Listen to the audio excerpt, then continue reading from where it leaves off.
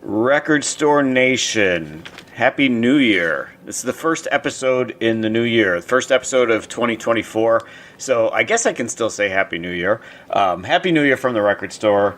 The reason this episode is coming out a couple weeks into January is because this is a monumental special episode, something I really wanted to do differently and something I really wanted to do for the first time this year. First off, before we get to the format of this show and why this is such an epic, it's like a beginning of the year, like in NASCAR, which I don't follow. It's the Daytona 500 is the first race of the year. In New Japan Wrestling, Wrestle Kingdom is the big show of the year, and that's the first show of the year. So this is like our big episode of the year. So we're kind of following that format. So that's a tease there. So anyway, before we go on, of course, before I forget, I have to thank our house band Pastrami on Rye. They did a hell of a job welcoming in the new year. I got to see those guys live on New Year's Eve. It was fantastic. And thank you again to Pastrami on Rye for singing us in for the episode as it begins here. So, yeah, this special episode. So, the basic format of the Record Store is obviously that we pull an album off the wall, off the grandiose wall of CDs that I'm looking at right now. Too bad I don't have the camera on, but you could see the CDs. There's like 1,000. I don't know. It's some crazy number. I am never bored to the point where I'm sitting there counting. And I used to, like, when I was a really nerdy record collector, I would alphabetize everything. And then I would always be like, should it be ABC by the band name or should it be by the album title? So that's how nerdy I was as an album collector. But now thankfully I've outgrown that and I no longer alphabetize everything. I do have all my Fleetwood Mac and Fleetwood Mac related stuff segregated from the rest of the CDs. So I don't know if that's nerdy or not, but that's just how special Fleetwood Mac is to me, as you know. So anyway, all right, let's get to the meat and potatoes here. So the episode that I had the idea to do this late last year, and I wanted to actually do something of a review of 2023 and come up with my top 10 albums for 2023. So that's exactly what I did. And so a little bit different format. Normally with the albums, I sit down and listen to an album that I haven't even listened to in many years or in some cases, and review it and talk about it track by track. This time I'm not going to be track by track because obviously we're covering 10 albums, so I'm going to keep it tight. Not totally tight, but I'm going to talk about songs for sure on each album, but I just won't be reviewing it song by song like I do normally with the albums. So that is the format. That's what we're doing here today. This is a very special episode, and this one really means a lot to me, and I really wanted to think about it because, we hear so many people that criticize the music of today, and they don't think there is any good music today, and Muñeca making a cameo appearance. But people, there's the people that are stuck in the 80s and 90s and whenever, 60s, 70s, whatever, that think that there's no good music today. So I really wanted to sit down and put a lot of thought and put a lot of effort into this. And these are obviously albums that I have listened to quite a bit in the last year. Not something that I bought on a whim because I was buying out an entire catalog of somebody and that was the third album that I just never got around to listening to type of deal. These are things that I listened to, and I did go back and listen to them all one by one again and take notes. And so that's what we're going to do today. We're going to cover them from 10 up to 1. Going to try to keep it brief, but this is going to be a special bonus episode, as they say. So something special to start the new year. So at number 10, we're going to count down. That's how it works.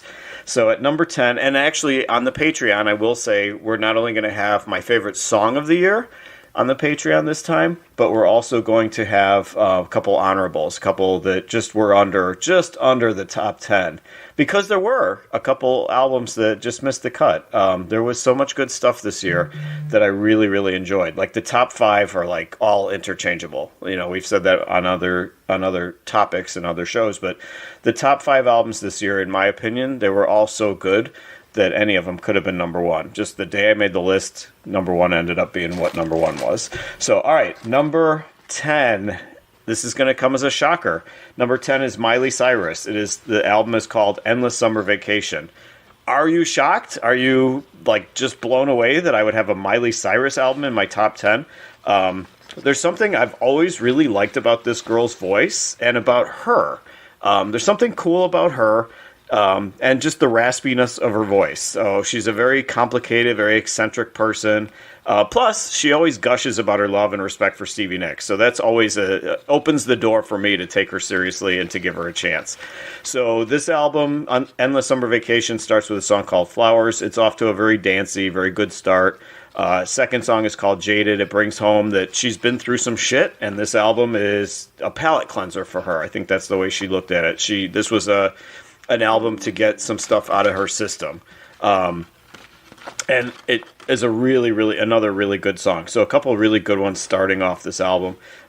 She's such a good, Jaded itself is such a good pissed off breakup song. Like I said, I'm not like sitting there watching TMZ and following the gossip and everything about Miley Cyrus. So I don't know who she was married to. I don't care particularly about what her breakup situation, her love life is.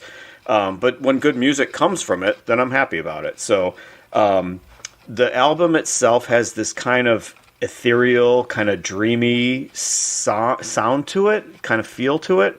And I think she is this album particularly is way more complicated than one would associate with a Miley Cyrus. It would be too easy to discount her and too easy to ignore her as a bubblegum nobody, but there is more to her. There's definitely more to Miley Cyrus than meets the eye.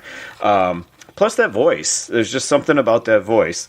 So kind of merges, like throughout the album, the style, the format kind of merges dance with some country elements. I think it makes you appreciate the versatility that this girl has.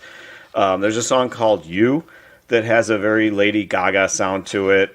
She often does sound like Lady Gaga to me. I think they have very similar voices. And this song, You, has a very jazzy sound.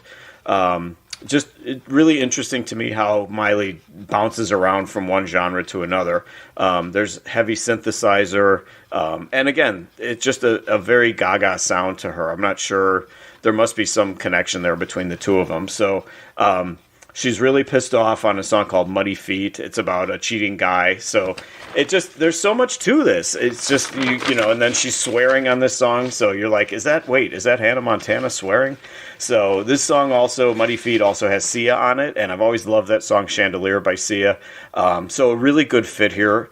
And then the bottom line, I'm going to say the bottom line with Endless Summer Vacation is that there was no Lady Gaga album in 2023, so this will have to do.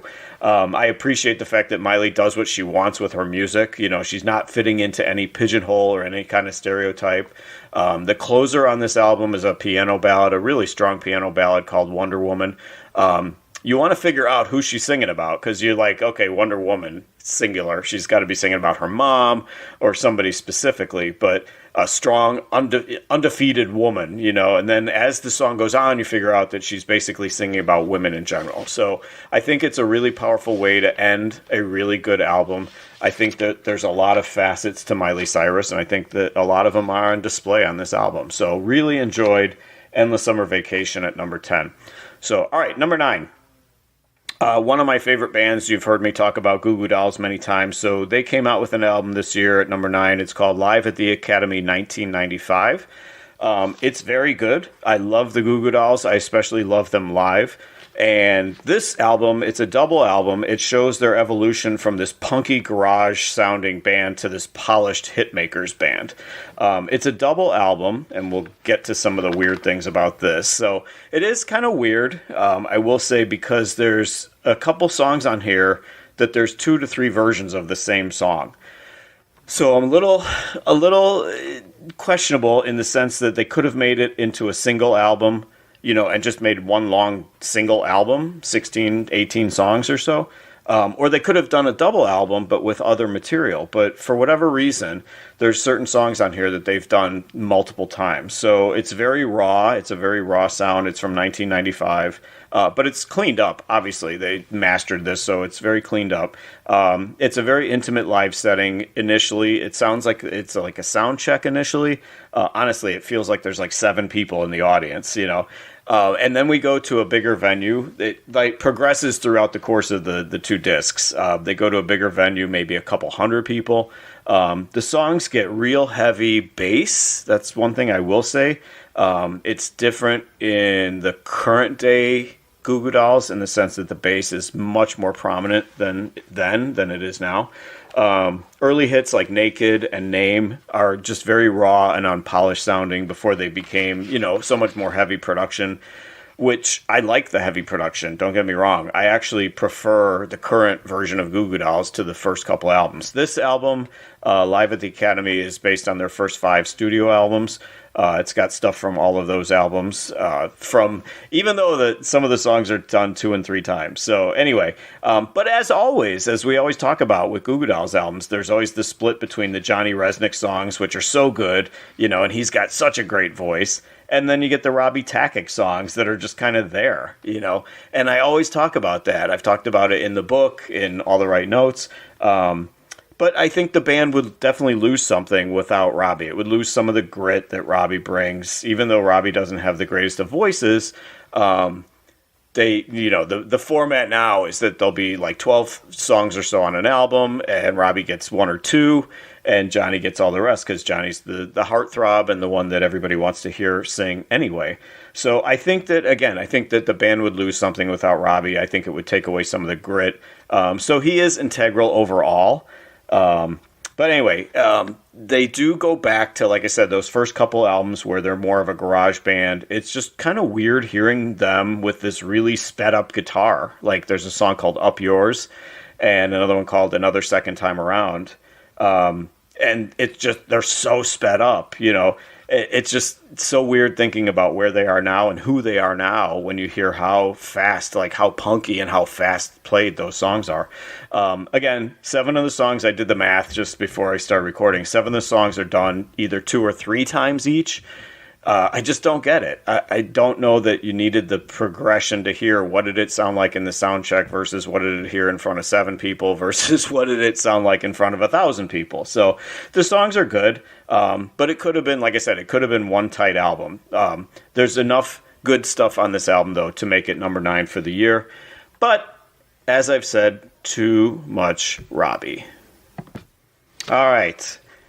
So we're going to actually keep it in the genre. So at number 8, it is Candlebox Live. The album is called Live at the Neptune Theater. And that was... Candlebox in 2023 announced that they were wrapping it up. They were calling it a career after 30 years together. So, and we're going to talk about that. Spoiler alert, we're going to talk about that further in this episode. So Candlebox Live at the Neptune Theater... excellent. Just another excellent live album. Kevin Martin is the lead singer. He's been with them. He's the only person who had been with Candlebox from the very beginning. Dude is still belting it out like it was 30 years ago. So it seems like from the beginning of the album, it seems like, or it just, I don't know, there's something about this album when you first look at it, if you didn't know much about it, just the packaging and the way it looks, there's just something that implied it was going to be an acoustic album. Just these guys on stage with acoustic guitars. But Cover Me rocks out fully. Initially, the first song on the album is Cover Me, one of their big hits, and just rocks out. So it definitely leans acoustic. Like I said, there's just something about the packaging. It just implies that it's going to be acoustic, but it's not fully. There's full drums on this album. So just really crazy good acoustic guitar and screams on a song called Blossom. I love the fact that Martin confesses that a song is called A Stone's Throw Away, that it's a very deep song for him and it's very hard for him to perform. It's a song of a loss, a death. And you can definitely hear it in his voice. You can hear the anguish amidst the driving beat for sure. That A Stone's Throw Away is definitely a huge highlight on this album for me. And then on this song, there's like a solid 2-minute jam closing the song out. So I think Martin just sounds at his best. He's so at ease. He commands the stage, even though it's a CD, so you can't see what's going on, but you can tell he's just commanding the stage, commanding the crowd. The banter, the swearing from him just feels so natural. It doesn't feel canned at all. It doesn't feel put on. It doesn't feel rote at all. It doesn't feel scripted. It just feels like it's a natural, him performing. And really sorry to see Candlebox hanging him up. This song, the live album, it's mainly deeper cuts. It's mainly lesser-known songs, which I do appreciate, because even though I really like these guys, I hadn't heard some of these songs maybe once or twice ever, because they're like definitely, I don't even want to say B-sides, deep cuts altogether. And then they wrap it up with a couple hits at the end. I've always loved the song You. I love the way it percolates. It just seems like it's always the way the guitar, it just seems like it's always on the edge of explosion and early, and then it does blow up, and he sings, "Fuck you, I don't want it no more." It's just so emotional. It's so powerful. So it closes with You and with Far Behind, and it brings the album home like really, really strong. So in the 8th spot, live album, I can't recommend more. Candlebox Live at the Neptune at number 8. All right, in the number 7 spot, easy for me to say. In the number 7 spot is an album called Automatic. It is Rick Springfield, and it is Rick Springfield's, believe it or not, 27th album. So just incredible. I mean, I have most of them, but man, some of those I've been trying to fulfill my entire Rick Springfield catalog, and it's tough because some of those early albums are Australian releases only when he started out over there, and they're extremely rare or hard to find. I'm sure if I start looking on eBay or Amazon, it's probably going to be thousands of dollars for some of these albums. But anyway, so Rick Springfield, 27th album. The man is 74 years old and still going strong. So I've been a fan for a long time, since he broke through basically from General Hospital when he was Dr. Noah Drake and whatever his evil twin on General Hospital was, or whatever the hell kind of format they were doing back then. But ever since then, I've been a fan of his, and I've always been fighting for, at least back then, I was fighting for, you know, hey, he's actually a good musician. He's actually a really good singer. He's not just a teeny bopper. And I think we finally, now that he's 74, we've crossed past that teeny bopper stigma. You know, he's actually a musician. And people don't think of him as, you know, the heartthrob on the cover of Tiger Beat anymore, if there even is a Tiger Beat. So anyway, Automatic has a parental advisory sticker on the front. So I'm like, hell yeah, all right, my man Rick getting down. So it's the first album of like pure new material for him in 5 years. So I definitely was anticipating this album, highly anticipated for me. He had done other stuff. He re-released a couple things. They dug up his very first album from Australia from like whatever, the 60s or early 70s, and they polished it up and they released that. They re-released Working Class Dog with some B-sides and stuff on there. He did like a solo or a side project with a band, the Red Locust or something like that. Another really hard to find album, believe it or not, even though it's recent. So he did other stuff to keep busy during COVID, but obviously this was something that he had really pent up because this album has 20 songs on it. It's a single album with 20 songs on it. So he obviously stayed busy writing during COVID as much as anything else. So the album, it opens with a song called Exit Wound. It's so good. Such a great opener. He sounds exactly like he sounded in the 80s during his heyday. His songs have always been pretty much the same about girls, about relationships, about one-night stands, about various sexual things. But his voice is so smooth. He's got like the perfect pop rock kind of voice to me that he gets. Even back in the day, he got songs like that on the radio, songs that were about sex and one-night stands. He'd get them on the radio because he was such a smooth singer. So a song called She Walks with the Angels, about the death of one of his crew members that really hit him hard. He actually turns that into a really good song. Even though it's about a death and it really hit him hard, he turns it into a really great pop song. So what's interesting, another I don't know if you want to call it a trick, but what's interesting about putting this album on is that the songs literally all kind of blend together. There's no, traditionally on albums, there's a 2 to 3 second gap between them, a pause between the songs. These, they just flow from one after another after another. It's like he was saying, like in the production, it's like he's saying, hey, we got 20 songs to do here. We're going to keep it moving. We got to keep going. Let's go. The sticker, the parental advisory sticker on the front is because he drops a few F-bombs. The sexuality stuff that he covers is never so blatant that I don't think the parental advisory thing is because of that. I think it's literally just that he dropped a few F-bombs. I'm not sure I've ever heard Rick Springfield swear on an album before, but he does here on more than one occasion, so that's why they saw fit to put that on the front. So there's a song called Come Said the Girl that sounds very suspiciously just like Walking on Sunshine. I'm not sure what was going on with that one, Rick, but and yes, Come Said the Girl is pretty much what you would guess it to be about with that name, I will say that. There's a song called Broke House, a really heavy drama song. It's about an abused woman. goes from an abusive father to an abusive husband. So it's a really heavy, dark song, but he turns it into this really perky pop song. So really weird dichotomy there. You can hear, not necessarily on that song, but you can hear like kind of some Prince influences here. You can hear some Santana guitar influences here. There's a song called The Cure for Loneliness that is one of the big highlights for me. It's kind of a 60s sound to it, but with Chicago sounding horns. I really like that song. I like how raw the emotion from his side. There's this raw emotion on a song called "Make Your Move." It's a really pretty relationship-y song, as most all of the songs that he does are. When you really listen, when you really sit down and look at the lyrics from Rick Springfield, that it's all relationship-y, either one night or a lifetime. And then there's a song called We Are Eternal that is the closer, just super, super powerful closer. He's singing about his life. It's so appropriate. It's so fitting. He's singing about his life, both good and bad. He's singing about saying goodbye to loved ones as he's aging himself. And I just think just a perfect way to close this album. So Automatic by Rick Springfield at number 7 on my list of the top 10 albums of 2023. All right. At number 6, continuing the theme of the live albums, we have Fleetwood Mac Rumours Live. Yes, that came out in 2023. So it's not it's called Rumours Live, but it's not exactly just Rumours, although it's mostly all here. But honestly, how can you go wrong, based on that all-time classic album? And yes, Fleetwood Mac is my band, so of course I'm going to look for reasons to put them in here. But how can you go wrong with that? A live version of Rumours. Come on. It's recorded in 1977 when they were on tour in LA. They were at their peak. Their sound was absolutely at its peak. So nearly all of this was unreleased. So it is new-ish, it's new-ish versions of these songs. They cleaned it up. I mean, they had to. It was recorded 46 years ago.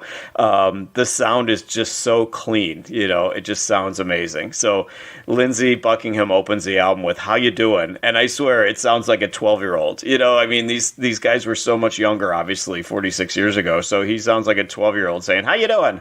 So the album, it came out in 2023. It's even more poignant because we lost Christine McVie at the end of 2022. So this album was released within a year of that. Fitting that the album starts with her and starts with "Say You Love Me." So there's one thing that I know, I know this, but it's kind of one of the unspoken things about Fleetwood Mac, a little talked about feature, because everybody always, especially outsiders, they focus on the angst and the relationship about the band, the relationships and the hatred and the animosity and, Stevie and Lindsey's breakup and John and Christine's breakup. And everybody always focuses on the drama. But one subtle thing that isn't talked about is the harmonies. The two or three, all three of them singing together at the same time, Lindsey, Stevie, and Christine. Singing together is just magical. It's just, that is one of the most little lesser appreciated things about this band that I just find on this, especially on this live album, is just fantastic. So Stevie launches into Rhiannon, and so it's so funny because at the very beginning she just says, "This is a song about a witch."